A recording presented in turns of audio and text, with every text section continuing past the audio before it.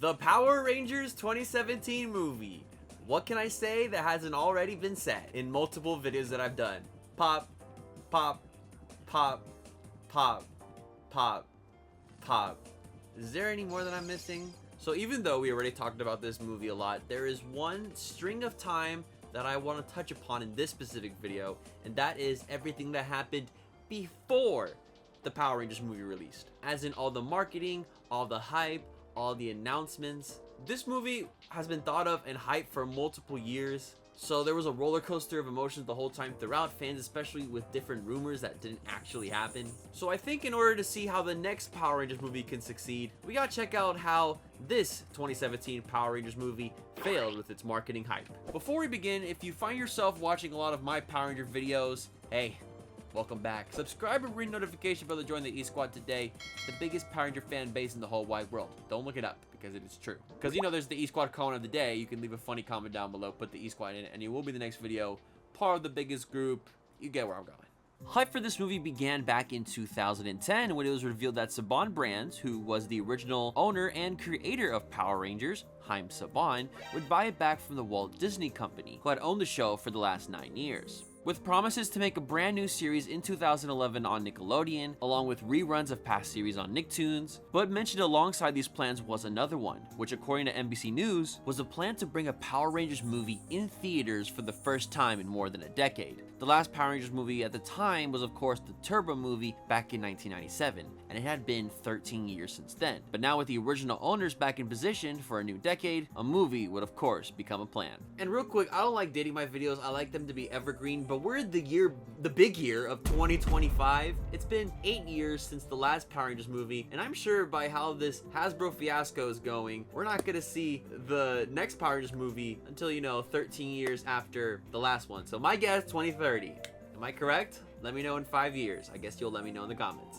Fans would begin to speculate oh so little about this movie, with some even doing some fan cast, like this blog post I found enough by Henshin Grid, which coincidentally casted Brennan Mejia, who at the time was a much smaller actor, only being known for his role in iCarly, would soon be cast as the Red Ranger in Power Rangers Dino Charge. But hey, I will say, you know, he could have been a cool movie Red Ranger. I'm pretty sure he just did a video about that. Besides all this fan speculation, we had 2011 and 2012 with botched Power Rangers back to a normal formula in a way, with a new team being on Nickelodeon, that being Power Ranger Samurai. But while its 2-season run on the network brought in new fans, casual fans who was just hearing about the show again was thinking about the future of the show and how it could be done on the big screen, with many thinking about how a Power Rangers reboot could follow like similar properties in the past like Star Trek, Transformers, and of course the Batman.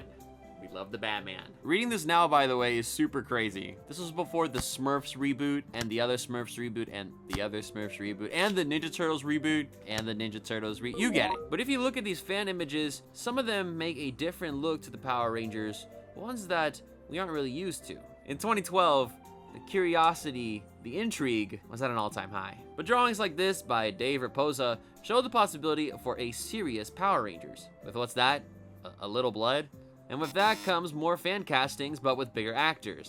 Like a proposed Red Ranger Chris Hemsworth, 30 years old, by the way, at the time. I don't think he could be playing a teenager with attitude, but hey, Euphoria did it, so I guess anything's possible. In 2013, in line with the 20th anniversary of Power Rangers, fans were continuing to post their fan cast and pitch versions for a possible reboot, with somebody even imagining a movie with Christopher Nolan, you know, the Batman guy and the dude who made Oppenheimer in the future, calling it Christopher Nolan's Power Rangers. Well, the naming scheme wasn't too off. Saban's Power Rangers, you get the joke? The Power Rangers.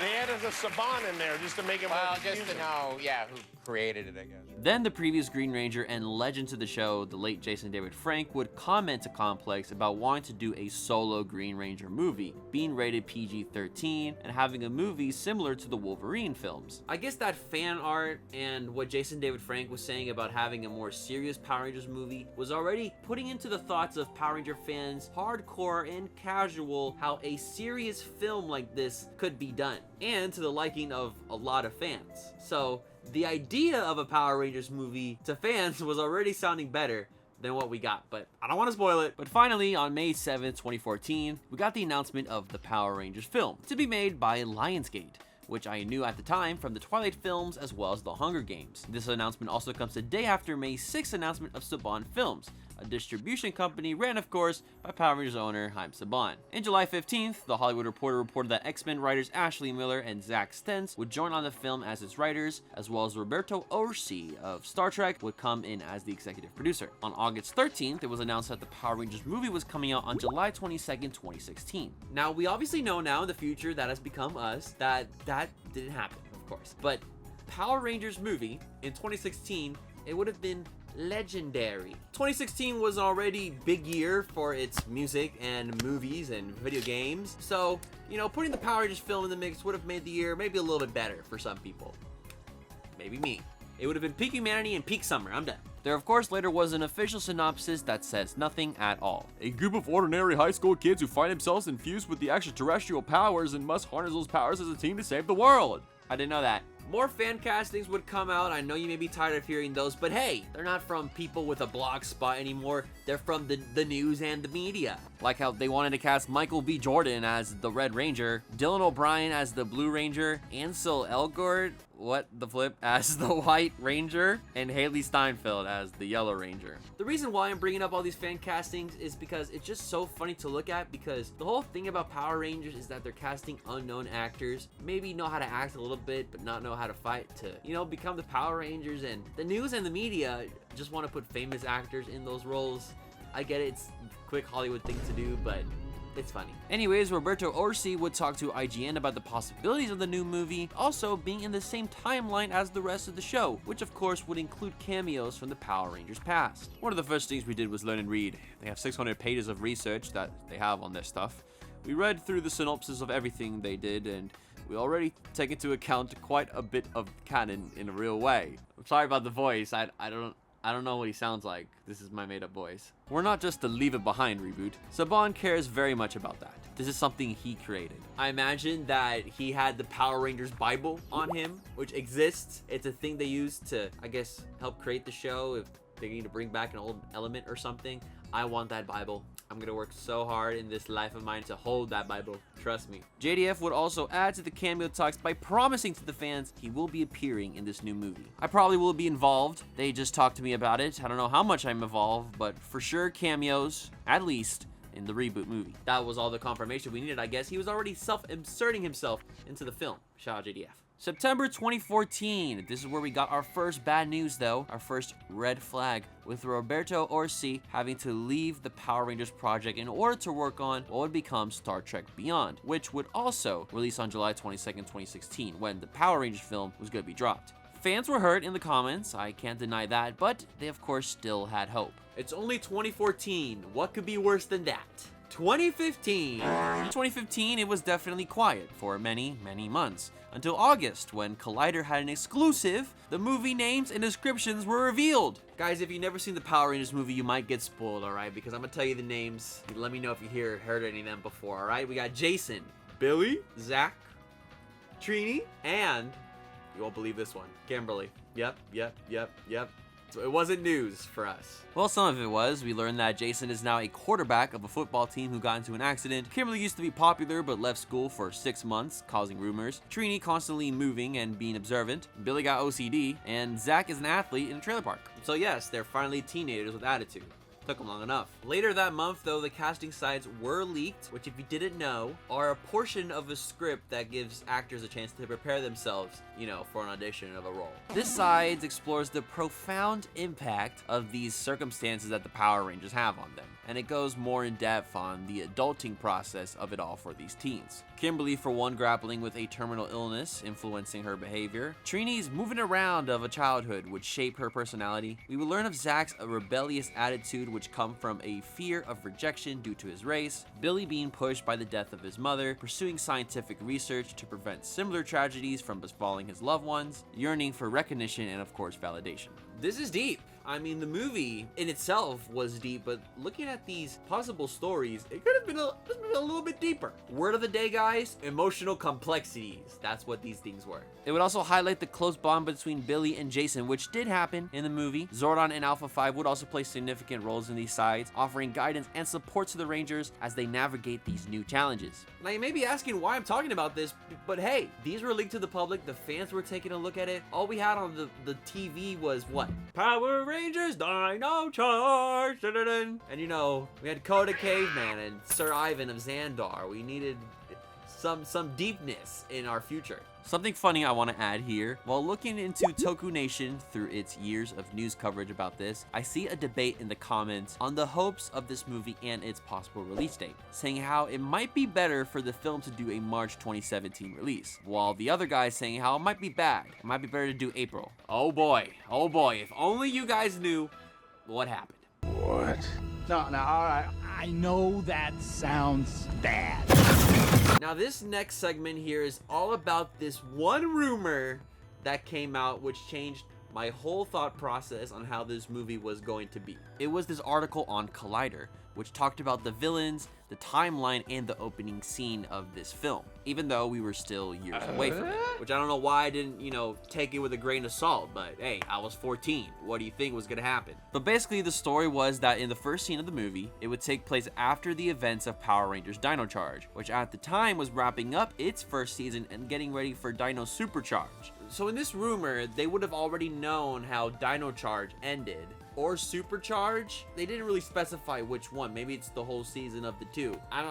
This conversation doesn't matter. It's fake. Now, this obviously didn't happen, and looking back on it, it would have been super cool for Power Ranger fans, but not really make sense for any casual fans. The Dino Charge Rangers in Supercharge do end up losing and reside in a new world where dinosaurs exist. So maybe it was that chain of events that would have been interesting for the 2017 Rangers to reside in that dinosaur universe, along with the Dino Charge Rangers. But the article would go on to say how the Dino Charge Rangers would be there, protecting the Morphin Grid, and are fighting against Scorpina instead of Rita, and would fight their team in the Dino Charge Megazord. Honestly, if this happened, it would have blew my mind and would have been the coolest thing. As a kid, I watched, Superhero Tyson, of course, seeing how different old teams of Sentai and Rider come together. So seeing just an inch of that, a Salt Bay of that. Sorry, I was watching a Salt Bay steak video earlier. It would have been a little touch of, some cool crossoverness, but didn't happen. Something similar pretty much happened though with Zordon fighting Rita with his Power Rangers team, so close enough. The year would end with a string of cast announcements of the 5 Rangers throughout the month of October, with Naomi Scott, who was known for Lemonade Mouth, Dacre Montgomery in his first major role, Ludi Lin, who had only done minor roles at the time, RJ Cyler, who just did the acclaimed Me and Earl and Dying Girl, who I still haven't seen. I want to see that movie so bad. As well as Becky Gomez, who was topping the pop charts as the pop star Becky G. This tweet from the Power Rangers Twitter pretty much sums it up. Gotta see it. It's coming. 2016. This was the big year for the movie, okay? Even though it was gonna come out this year. The marketing, it's really hitting big time. It started with Elizabeth Banks being cast as Rita Repulsa officially. That was a pretty big one. She was a big actress. There was also another synopsis revealed with some insight of the crew of people working on the film. As in March, we got our first photo, hey, look at that, of the cast of the film. I gotta give a shout out to this article though. The new Power Rangers unite in first photo. Is this the first cast photo from the upcoming Power Rangers movie? Or is this promoting the new Juniors line in the latest Macy's catalog? You know what? Hell yeah, he's right, because they do look like a bunch of H&M mannequins, but they are Power Rangers. Looking back though, they do got that mid-2010s clothing down packed right. They got that stuff on. This also revealed the name for the movie, Saban's Power Rangers, which I always thought was weird, but hey, it could have been Christopher Nolan's Power Rangers. Haim Saban is the creator of Power Rangers, but he's also a corrupt billionaire. And a very much an evil person. Just look up all the evil stuff he's done. You probably would hate him too. So it's just kind of sucks to have his name attached to the movie. But his name's on everything with Power Rangers in my room. He had already slapped his name on the show, basically every show in the Saban era, from In Space up to Time Force. The use of Saban and his name would emphasize the continued connection between the character and the brand. especially since he owned the rights to Power Rangers. That's all he did, and make rules about how the show continued to suck. Basically, I stole it. Basically. It could have been just Power Rangers, you know, but maybe the next Reboot movie will do it right. I'm pretty sure. They don't want to be known as buddy buddies with Saban. The logo was revealed in April with a new lightning bolt. I will say, I always loved this logo. It's similar to the old one from the TV show, but in a new modern look, no notes. Now, surprisingly, I think this could have been a misstep, or probably was a misstep. Instead of showing the Power Rangers suits first, they showed Rita Repulsa, which ditches her witch look with pointy things everywhere for a green suit with pointy things in other places. To be honest, Rita looks great, and I've always been a fan of the slicker looking suit, the hair tie, the gold, and the facial looks giving off that alien look. It's very well done. But maybe for a casual fan, probably something they didn't want to see at the moment, or at least until after they see the Ranger suits. On Cinco de Mayo, we actually did get our first look at the suits, which to fans and general audiences was probably an eye catcher and decider if they are interested. And well, it wasn't hitting for most of them. To be honest, I don't blame them. I actually hate and despise this picture. I just think the Rangers are posed so weirdly. I just don't think it describes or shows the best how these suits are in action in the movie. And you know, the Iron Man jokes.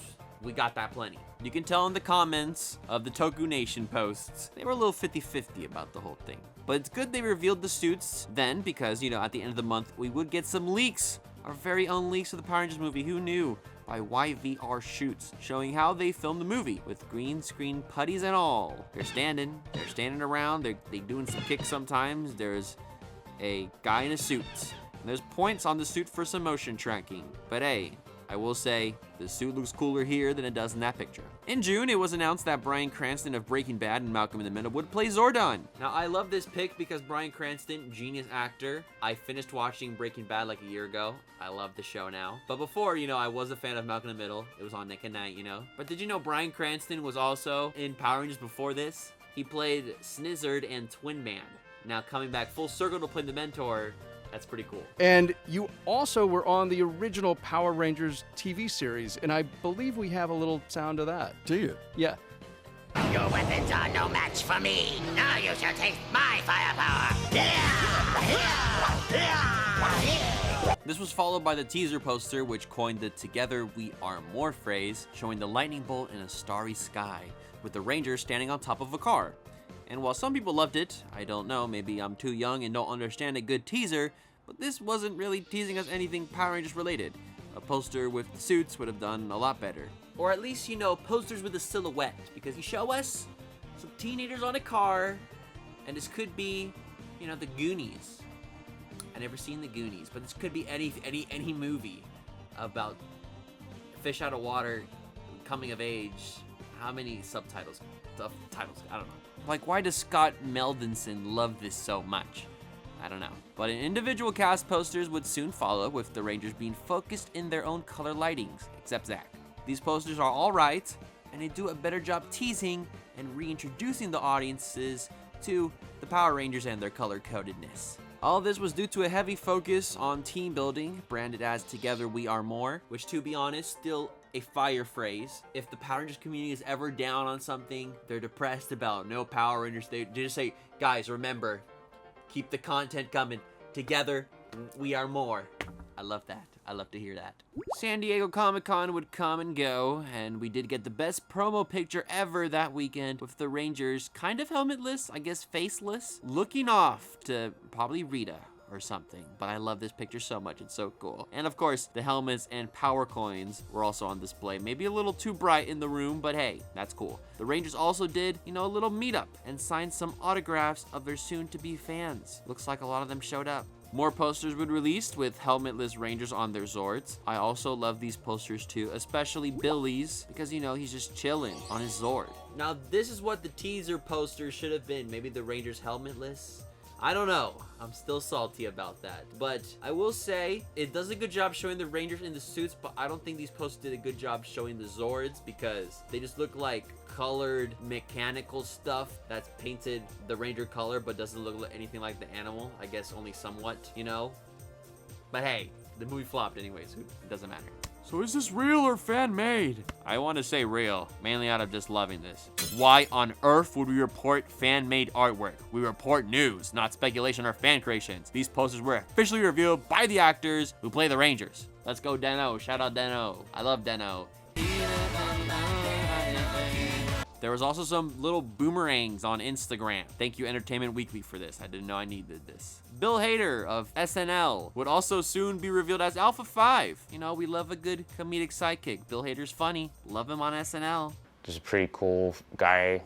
His face is in the wall. That guy's cool, Zordon. And then Alpha 5, he's all right. And then Rita Repulsa is pretty badass. And there's dinosaurs. What else do you want? It wouldn't be until New York Comic Con of that year where we got more news, and that one was personal for me because I was 15 years old and I lied my ass off to get a press badge to New York Comic Con. I went with my mother to New York. It was a mother-son trip. It was so much fun. And for starters, I got there super early to go get an exclusive Legacy Collection figure that included a power coin. There was also a con exclusive coin I picked up back then too. I don't know where it is right now. There was a panel for that film that day too, which was shared with John Wick 2. And hey, I saw Keanu Reeves in person that day. Love the guy. Also, random fact, I saw Matt Damon that day too, promoting The Great Wall. Anybody remember that Chinese production? No, I guess. The day was cool though, because we had left the Javits Center and took a nice New York walk to the other venue, the theater at Madison Square Garden, which they had exclusive posters for John Wick and Power Rangers. It was really special. They were giving out these posters that day for free, and I gotta say, I know I said I've had some favorites, but these are actually my favorite posters. The movement and how the color and the white backgrounds, it just looks so sick, and I would love to have any of these posters hung up in a house. They're so cool. That panel also revealed some news that, hey, Goldar was gonna be in the movie too, huh? I wonder how cool that would be. Then we got the teaser trailer dropped on October 8th. They didn't show us any suits in action, of course. It's a teaser, you know, like the poster. But it gets into, well, how all the Rangers met in detention and how they discovered their power coins and its effects on them, you know, growing together, as well as showing Rita Repulsa tracking Trini and Jason and Kimberly kissing, which ended up as a deleted scene. Later that month, we got the toys, and boy, these were a doozy. They had a morpher, which wasn't implanted into the movie properly in a practical way, more than just being on the suit, along with coins that looked more like TV show coins than, you know, a movie coin. But they did look cool when you shine a light behind them. Jason's weapon, the Power Sword, was the only weapon the Rangers had, and it's eyed. T-Rex Battlezord looks like a badly painted cheap toy, which would soon find out that it could combine and make a bigger atrocity. I love to see that. That is a big giant thing. The only cool thing I will say was the interactive Megazord, revealed on the Black Nerd Comedy YouTube channel, which is an untransformable combined Megazord that makes lights and sounds. But hey, as a model for what the Megazord looks in the movie, it's cool. Then of course there was the website The Roar, which they made an exclusive website, kind of looking like the Angel Grove high school student newspaper type thing. It was pretty cool. They did get into drama though, like, you know, how Kimberly, you know, being cheer royalty and her dethronement. That's too spicy for school-approved news. But hey, shout out Reina Navarro. Is she connected to Tyler Navarro? Down on Charge connection confirmed. We would then get another poster of the Zords thanks to comicbook.com. And damn, that is a lot of fog. Y'all don't think they could take this picture in the daytime? But hey, we see all the Zords there. I see 3. I know there's 2 in the background. Are they running through the Twilight Woods? Twilight crossover confirmed? Toys aside though, we then got the reveal of Alpha, which looks like a toy, but he's cute. Can't complain, no notes. Fun alien. But not a fun alien, Goldar, who was also revealed in a toy commercial for the movie. He's all gold. Goldar's all gold. And I was sad. Yeah, crazy that got dropped on a toy commercial. Again, we're in this really weird place where what we're seeing right now, the toy is like all we've gotten for the Zords. As of this recording, we have not seen footage or actual in-show, or movie rather, picture, which is weird, so that's all we have to go on. Not as disappointing though was the reveal to the public how the movie Zords would combine, you know, those toy atrocities, which makes it bigger than any Power Rangers Megazord ever. Toy collectors were then trying to figure out how to fit this damn toy anywhere. I'll tell you how to fit it anywhere, don't buy it. Hold up though, it's 2017, it's movie time. January 1st, we got a big reveal, guys. They revealed the putties. That's right, we got the putties. It's a toy. It's a rock. It's a rock. A rock.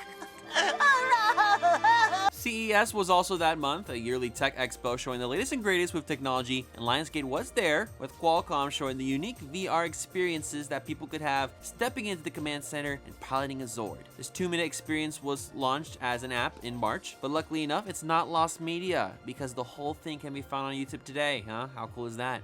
Later that month, we finally got the trailer for the movie 2 months before release. To be honest, another kind of red flag, another kind of misstep when promoting the film. Because I think if they dropped this trailer, before Christmas, for Christmas time, when everybody, is at home with the family, thinking about what's going on next year, could have been a lot better for them. Let me say. But of course, in this trailer, we finally got a look at the Rangers, the Zords, and the enemies, but it may have been a little too late. The final poster would then follow, and let me say this again. This is my favorite poster ever. It's the crew poster showing the Rangers and Zords running into action, which I don't think this happens in the movie, together, but it does look cool on a poster. In February 2017, Krispy Kreme released Power Rangers themed donuts to promote the upcoming movie, with different colored lightning bolts on each cream-filled chocolate glazed donut. Let's go! Whoa. This is the White Ranger. I'm just kidding. This is just a regular glazed donut. Gotta admit, they were delicious. I ate them all, and I loved them. And I made sure to eat it every time I got a chance. I now like Krispy Kreme. Comment question of the day: what was your favorite part of the Power Rangers movie? Mine would be the Krispy Kreme. Or maybe I just like donuts. Let me know in the comments down below, and leave a like to lock in your answer. 1,500 likes, no, 2,000 likes. I'll do more videos just like this one. As we know, the 2017 movie heavily promotes Krispy Kreme. It's a Krispy Kreme. Krispy Kreme. Krispy Kreme.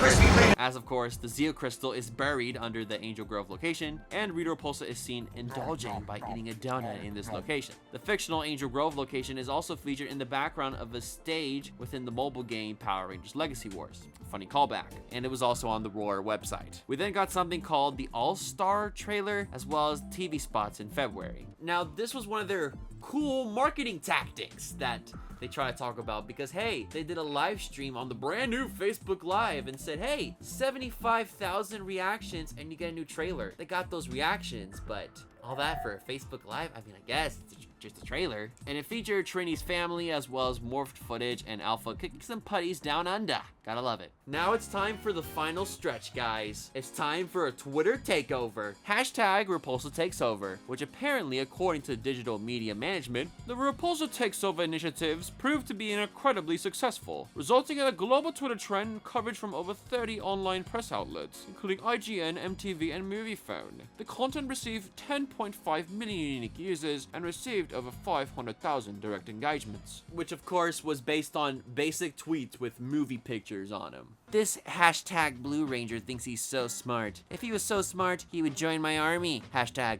Rita Green Army. Hashtag Repulsa Takeover. How cute. The hashtag Black Ranger thinks he can outrun me. Good luck. Hashtag Repulsa Takes Over. They would also tweet to like brands and influencers, of course, because that was a thing since Wednesdays was, getting roasty.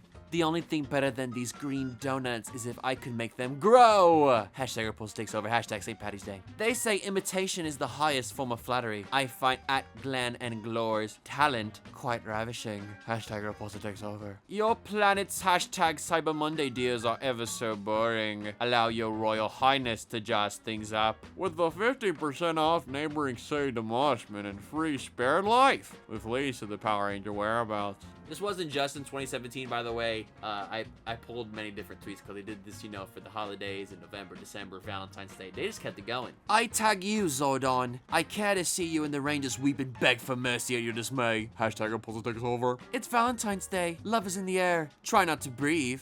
Hashtag Repulsa Takes Over. At Lady Gaga. Who, may I ask, put you in charge of all the monsters on Earth? I need top-notch reader-approved creatures at once! Hashtag Repulsa Takes Over. Prepare to slay all day, you say. Perhaps this Queen Bee could join my squad. It's about time my monsters get information. Repulsa Takes Over. What is this hashtag Cyber Monday you humans speak of? This non-stop jabbering about gift-giving in the holiday season is grotesque. Hashtag Repulsa Takes Over. After eons locked away, I'm free. I have plans for your pitiful planet. great. Stay tuned. Hashtag Opposed takes over. Billions of people now inhabiting this earth, and I'm tasked with fighting a bunch of whiny teens. Lovely. Hashtag Opposed takes over. I will say, Rita was eating in every single one of those pics. Hashtag Opposed takes over. March 2017 is here, though. Movie release month. March would give us the Lightning poster, as well as the first official clip of the movie, as well as a bunch of social media promo. Like, hey, Dude Perfect versus Power Rangers.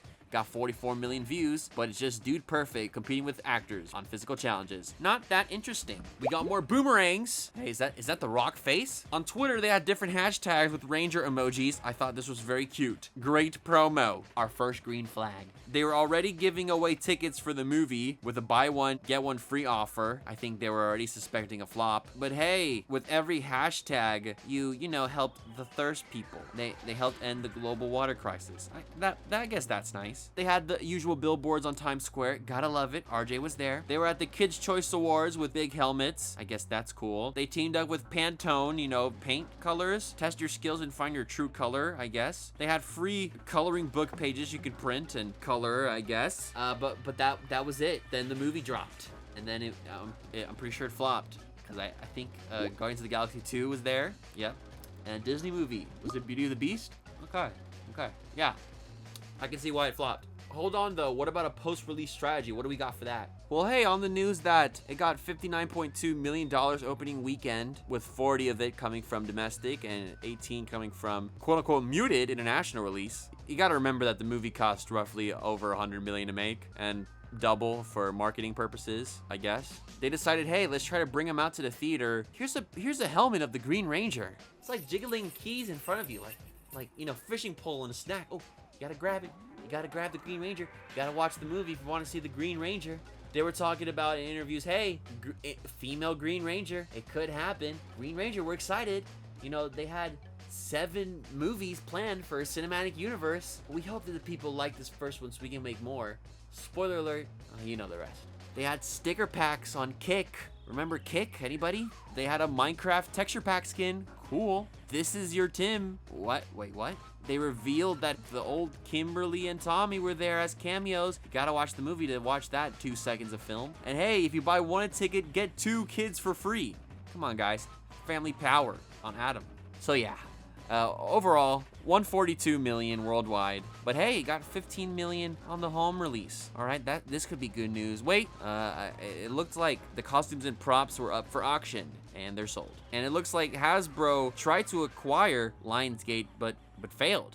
I wonder what this could mean for Power Rangers. Oh, Power Rangers was bought by Hasbro. Okay, I get it now. So yeah, that was the failed marketing hype for Power Rangers. You can see where the missteps were. Maybe with some posters here and there. Maybe with some fog. Maybe with the order on how they announced things on a Dude Perfect video. You know, there may have been some missed opportunities here to do something really cool. That Dino Charge rumor was crazy. That Scorpina thing, hey, I would have liked to seen it. You know, several movies this could have been, but hey, we just got the one. And you know, I still like the movie. I enjoy it for what it is and for what it meant in Power Rangers history, but wow, looking back on it, there was a lot of fail and there was a lot of red flags leading up to this failure. But hey, what do you guys think about the failed marketing hype? What was the big mistakes that you caught? What mistakes do you not want to see them do in the next one? Let me know in the comments down below. Thank you so much for watching. Don't forget to follow me on Twitter, Dino Fuego. I'm also on Instagram, Not The Fuego. Have a good morning, evening, afternoon, wherever you're at. And of course, as always, stay awesome, everybody.